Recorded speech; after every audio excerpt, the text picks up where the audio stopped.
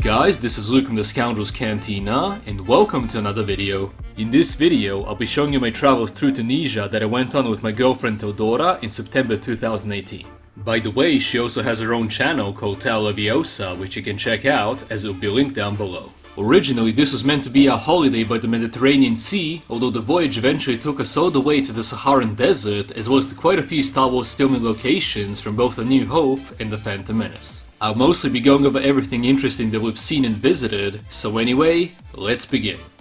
Since we're from Serbia, the plane trip didn't take that long at all, probably around 2 hours, although I don't remember much of it since I fell asleep. Anyway, it was so good to be in an airplane again, because it's been years since I moved from Australia, and the feeling of traveling again was great. In Tunisia, we stayed in a hotel called Club Kantawi, which was close by to the city of Sousse, and it was a huge and beautiful hotel with a great view. On our third day of vacation, our trip to the Saharan Desert began very early in the morning in order for us to have time to visit everything that was between us and Sahara, so here's where it all gets interesting. Our first stop was at a town called El Jem, which was once a part of the Roman Empire. There we visited the El Jem amphitheater, which was built around the year 238 AD, making it around 1700 years old. It is the third largest amphitheater in the world, as well as the best preserved one, even though during World War II a battle took place here, which is visible due to countless bullet holes. It is estimated that it could house around 35,000 people and was of course used for gladiatorial matches, but surprisingly enough, not so much gladiators versus gladiators, but gladiators fighting all kinds of animals. The construct itself is quite big and has about 3 levels, not counting the so-called catacombs, or tunnels if you will. There's a lot to see and explore here, and not to mention that some scenes from the movie Gladiator were filmed here, specifically in the arena itself, although the background of it was CGI'd quite a bit in post-production. Also, some scenes from the movie Monty Python's Life of Brian were filmed here as well, specifically the scenes in the amphitheater. So after our visit of the gladiatorial arena in El Jem, we continued to go south and came upon the rocky region where the people known as the Berbers live. Now this is the place where a lot of inspiration came from for our favorite Star Wars place, which is of course Tatooine.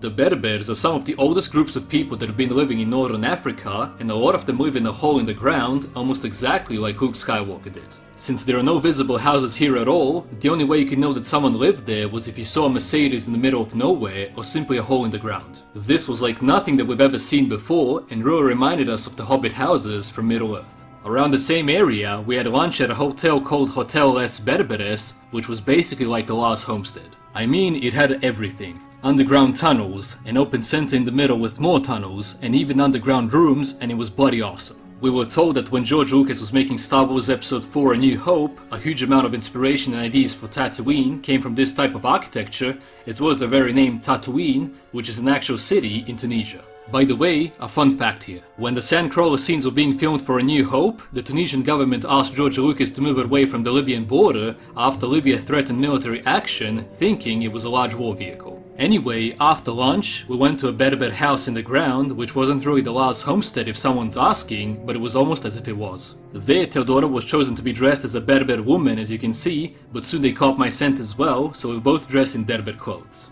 And yeah, I know it's hilarious and that my face is Nonetheless, it was a very fun experience, especially since we didn't really get the chance to go see the real Laz homestead. Sadly, the real Laz homestead was only about a kilometer away from us when we were in the Hotel Les Berberes in the town of Matmata. Anyway, just so you know, the Laz homestead is also a hotel and it's called Sidi Driss, where you can spend your time in Luke Skywalker's home for $10 a night.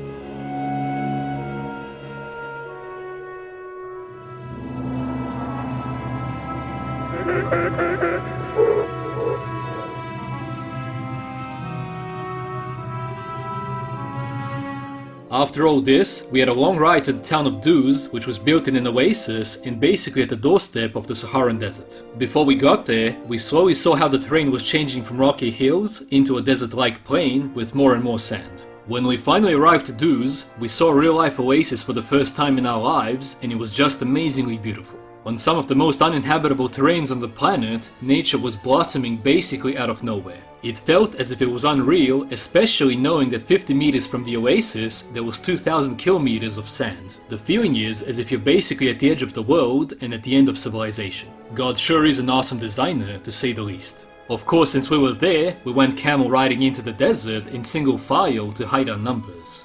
These tracks are side by side. Sand people always ride single file to hide their numbers. While riding on our camels, I of course felt like I was riding a bantha on the dunes of Tatooine, preparing to raid some towns. Now instead of talking too much, I'll just show you.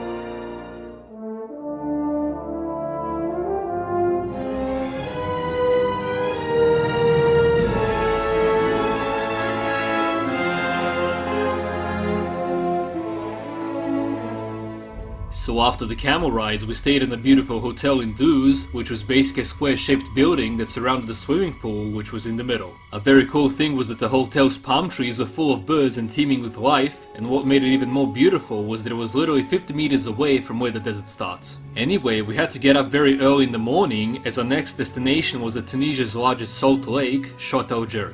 This huge salt lake is almost devoid of water during the summer, although at winter it has water but it's very shallow, like basically half a meter. Chott el Djerid is where the exterior of the last homestead was filmed for A New Hope and Attack of the Clones, as well as the Twin Suns scene with Luke Skywalker. Since we were on a tour bus which didn't really go off-road, we didn't get to visit the exterior part of the last homestead since it's about 5 kilometers off the main road in the middle of nowhere, although we did see something equally as cool very early in the morning.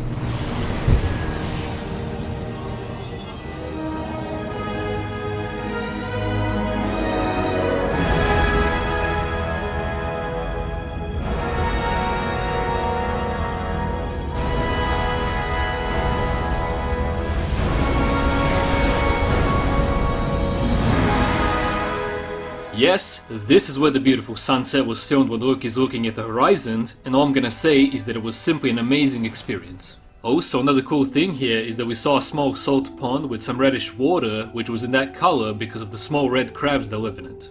Now, even though I'm not a fan of Star Wars The Last Jedi whatsoever, I really did like the concept of the planet Crate, especially the comic book of it, called Storms of Crate. Now this pond, or in other words, this salt lake, really reminded me of Crate, especially because while we were in the bus, we saw some areas which were completely white because of the salt that had more red water ponds.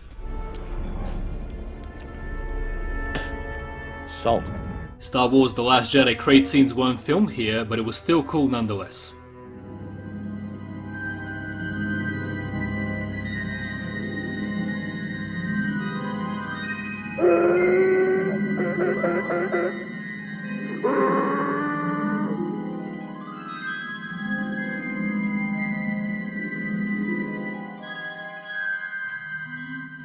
Anyway, our next stop was at a place called Chebika, which was near a town called Tozur.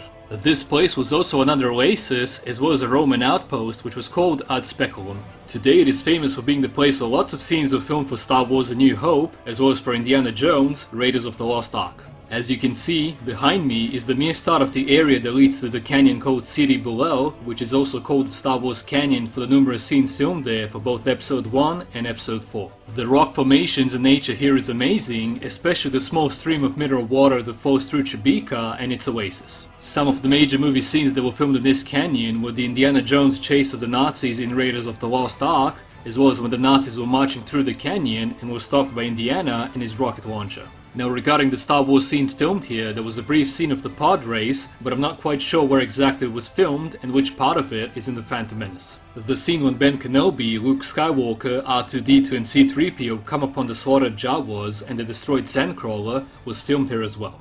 Two other scenes that were filmed here were spliced with footage from Death Valley in Northern America, which was when R2-D2 was kidnapped by the Jawas and when Luke Skywalker was attacked by Tusken Raiders. Now it's very hard to find the exact locations for all these scenes because it's been quite a few years since when those movies were filmed, but nonetheless, we know that they were here somewhere. Anyway, we climbed out of the canyon and had a terrific view of the canyons and mountains that stretched out further, as well as the desert, which was our next destination.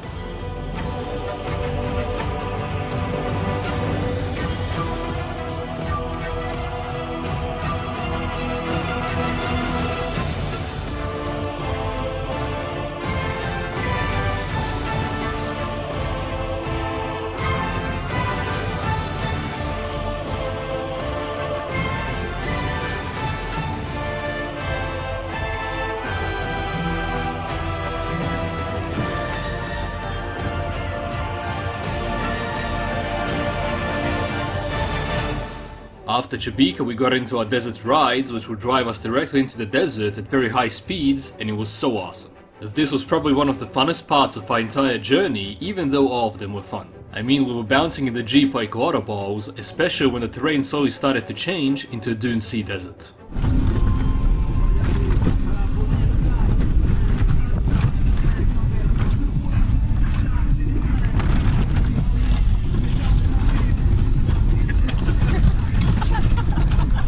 On some dunes around 1977, the scene where C-3PO and R2-D2 get out of the escape pod were filmed somewhere here around us, but it's impossible to pinpoint its exact location. Anyway, we had a really bumpy ride here at angles that the camera can't really describe to you because of how different it was in real life.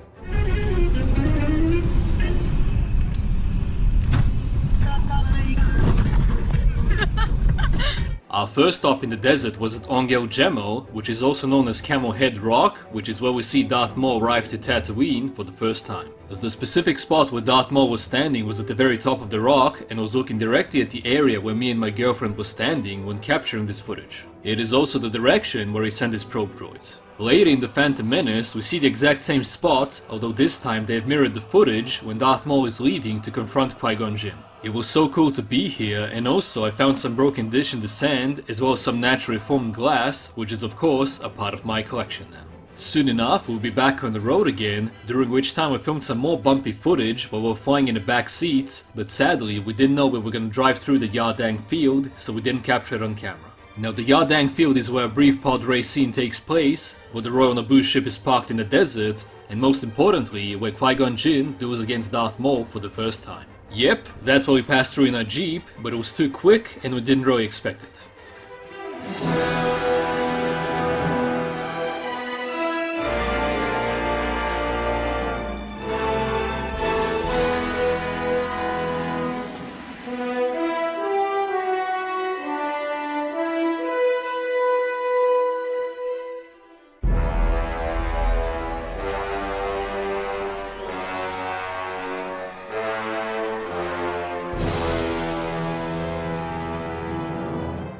Then finally, after all the things that we've seen, we arrived to Mos Espa. You will never find a more wretched hive of scum and villainy. This was probably one of the best things that we've seen in our entire trip, and definitely the most fun out of it all. I basically scaled every inch of the place in order to see everything there is to see, as well as to find where every single scene was filmed for The Phantom Menace. Usually this place doesn't have people selling stuff and is most of the time empty, but as you can see, we were really lucky because it felt even more authentic with them there. Anyway, one of the first major scenes that were filmed here was when Qui-Gon, Padme, R2-D2 and Jar Jar are entering Mos Espa, which is the most easily recognizable in this entire place, as you can obviously see. Next up, we have the shot when they're all arriving to Watto's junk shop. This scene here is located on the other side when they're arriving to Mos Espa, and basically all the scenes filmed here are camera angle tricks to make it seem as if the sets are huge, but in fact at different angles, and the similar architecture styles make it seem that way. Now the scene when Qui-Gon Jinn is talking to Watto in his junkyard is probably right next to Watto's junk shop as far as I can tell, although of course during filming there were way more details all around, which are not here anymore. Qui-Gon Jinn's alley is located right here behind them in the background when they're going to Watto's shop. Basically, once you take an in-depth look at the footage, everything seems to make more sense. Next scene up is when Jar Jar makes a mess and gets in trouble with Sebulba, who's having a drink in a cafe, which is in one of the streets of the Mos Espa set, and isn't a simple camera angle trick. Basically, this here is when we see them walking towards the camera, which would be where I am right now, and the cafe here is on the left. The last scene that is filmed in Mos Espa was Jira's food stand, and when she says, "Storm's coming up, Annie. You better get home quick." As you guys can see, her food stand is right on the corner of the street where the scene with Sebulba was filmed. This location was probably the most challenging to find without having the Phantom Menace in hand for comparison, but I found it anyway. Now you're gonna see all the footage that I have from Mos Espa, so enjoy.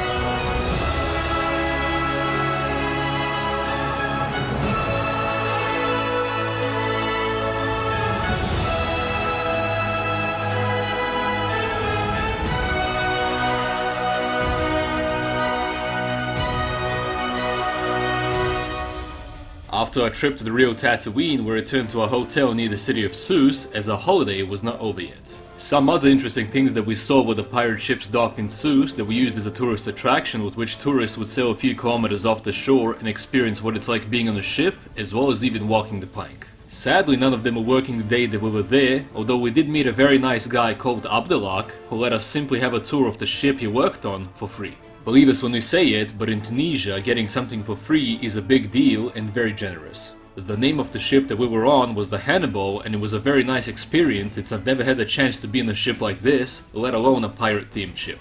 As some of you may know, I'm a huge Pirates of the Caribbean fan and even make videos on it on a second channel, The Crossroads Inn, so yeah, this was very cool for me. I inspected every detail of the ship, and it would be so awesome if you actually lived in one and made it your own. Now the last thing that was quite new to us was the parachuting off the coast of our hotel, which was amazing. I've always been scared of heights, although only when I'm on a high place like a mountain or a tall building, so this type of height was simply pure fun for me. We were probably around 100 meters off the ground, by my best guess. Me and Teodora simply had a great time, and it also happened on the day of her birthday, which was very sweet. Before I end this video, here are a few things that I've acquired on my trip to Tunisia. As I've said earlier, I found some naturally formed glass at the filming location of the Darth Maul scenes in The Phantom Menace, which was basically made due to sand being heated up at very high temperatures. I also found this broken dish half buried in the sand, as well as took it home with me as a souvenir. We also bought some desert rose crystals, which Tunisia has a whole lot of and is a must-have if you're going there. They are simply a very nice souvenir, that's for sure. When we went shopping in the city of Sousse, I bought a golden lamp, which is of course, as you all know, most notably seen in Aladdin, which I've been a fan of since I was a kid and I still love it to this day. On our trip to the Hannibal pirate ship, Abdelak gave us these two wooden pirate bats. Well, in fact, they aren't bats of any kind, but are belaying pins from the deck of the ship that hold the ropes. Nonetheless, they're now part of my vast collection of pirate things, as well as many others. Also, I just want to give a huge thank you to Abdelak for the entire experience, as well as the pins. Anyway guys, this is it on the video of my trip to Tunisia, and I really hope you all enjoyed it. It was an amazing holiday, and being a huge Star Wars fan made it all a lot more interesting, since this place is basically where it all began all those years ago. The inspiration for the channel theme and name was the Mos Espa Cantina, which is in other words Tatooine, so this all felt as if I traveled where it all began in a much bigger sense of the word. I want to give a huge shout out to our amazing tour guide Tomislav, because he was the one that shared with us all the knowledge that I've talked about in this video and was super great at doing his job, which made all of this even more fun and interesting. If you want to support us, subscribe for more videos like this one, as the Pyramids of Egypt, as well as the Valley of Kings and Valley of Queens was a 2019 holiday destination. Also, check out our second channel, The Crossroads Inn, where we do all kinds of videos that you might like, and don't forget to subscribe to Teodora's channel, as the links are in the description down below. Do it. Anyway, remember guys, God is awesome, may the Force be with you always, and we'll see you in another video. You rebel scum. This party's over.